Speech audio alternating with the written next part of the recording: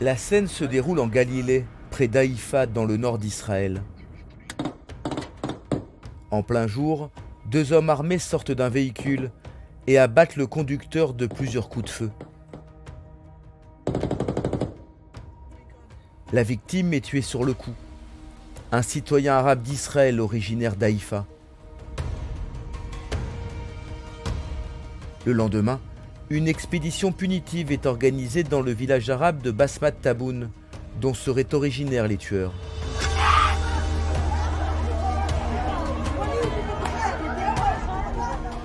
Cinq membres d'une même famille sont assassinés dans leur maison, dont deux adolescents. Rafi, leur oncle, vit juste à côté. Ils sont passés par ce chemin. La famille était assise ici. La mère passait le balai. Elle nettoyait la terrasse.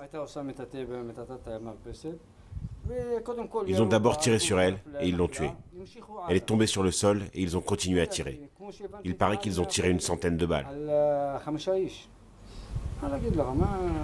Je sais pas à quoi. C'est quelque chose de pas normal. Des enfants assassinés en plein jour. Une femme. Cela nous fait mal. Ils ont détruit une famille entière. Le drame met en émoi Basmat Taboun et plus largement toute la communauté arabe d'Israël qui représente plus de 20% de la population du pays. Sous la tente de deuil dressée devant la maison des victimes, des dizaines d'anonymes et d'officiels viennent présenter leurs condoléances.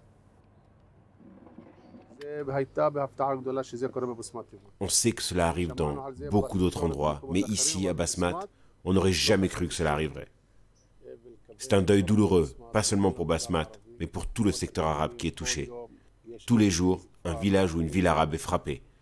Je viens d'avoir une conversation avec le président de l'État. Il a appelé pour nous présenter ses condoléances.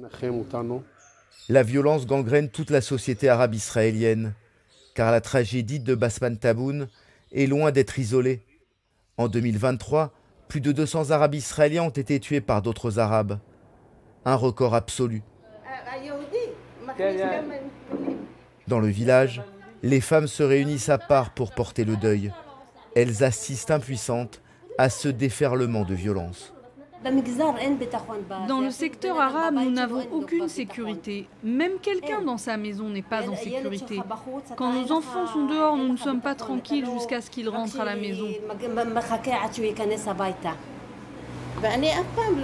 Moi, je n'ai jamais laissé mon fils sortir jusqu'à minuit ou 2 heures du matin. On ne peut pas se conduire comme ça. La manière dont on éduque nos enfants compte beaucoup. La responsabilité des parents, une culture trop permissive, la cupidité, la drogue. Chacun y va de son explication sur l'explosion de la violence dans le secteur arabe.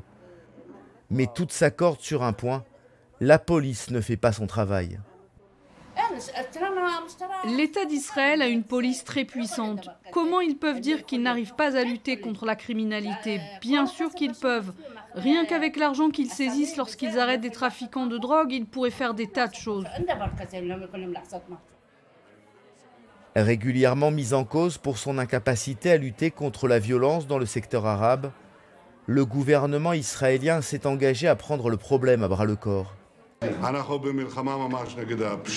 Nous sommes en guerre contre la criminalité dans le secteur arabe. Le Conseil des ministres va voter 5 lois très importantes qui vont renforcer notre capacité à lutter contre les organisations criminelles. J'ai nommé aujourd'hui Roy Kahlon comme responsable du comité contre la criminalité dans le secteur arabe.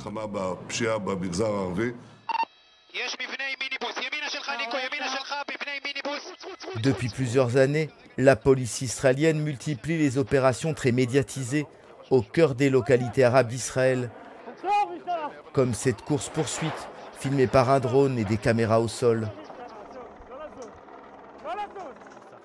Des centaines d'armes ont été saisies, des filières de trafic de drogue démantelées, des chefs de bande arrêtés.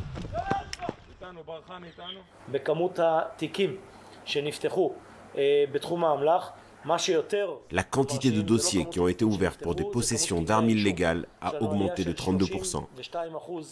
J'ai demandé que l'on prononce des condamnations d'1 an de prison ferme minimum et 15 000 € d'amende à tout possesseur d'une arme illégale.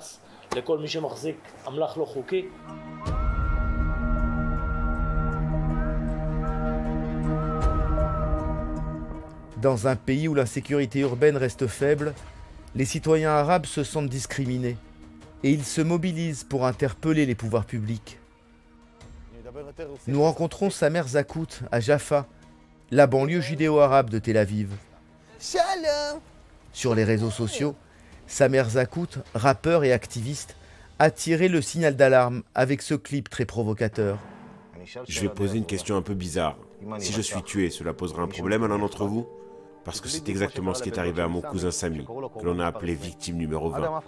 Jusqu'à présent, personne n'a été arrêté, et la famille n'a reçu aucune information sur l'avancée de l'enquête. Alors soyons honnêtes, si je suis tué, vous pensez vraiment que ça vous posera un problème? C'est une décision qui vient d'en haut. Ils ont décidé que ma vie n'était pas tellement importante. Que si tu es né arabe, il y a des chances que tu ne dépasses pas les 30 ou les 40 ans. Et puis la vie continue. Les chiffres parlent d'eux-mêmes. Des fois on me dit, tu n'es pas objectif. Je suis très objectif. Les Arabes meurent parce que l'État ne s'occupe pas de nous. Ce n'est pas dans l'intérêt des Arabes, bien sûr, mais ce n'est pas l'intérêt de l'État non plus.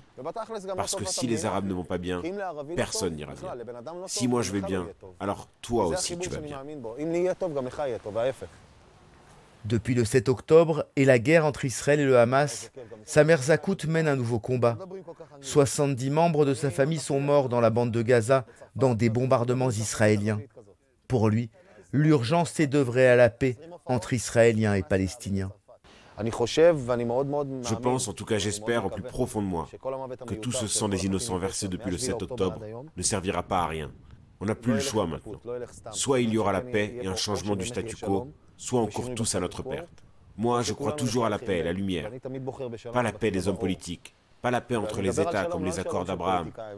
Je crois à la paix entre les peuples, entre les gens. Que les gens commencent à se parler et à s'entendre. Parce qu'on ne peut plus continuer comme ça.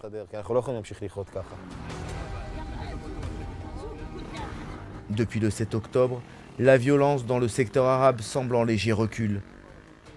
Comme si la guerre à Gaza avait contribué à apaiser les tensions entre les bandes rivales.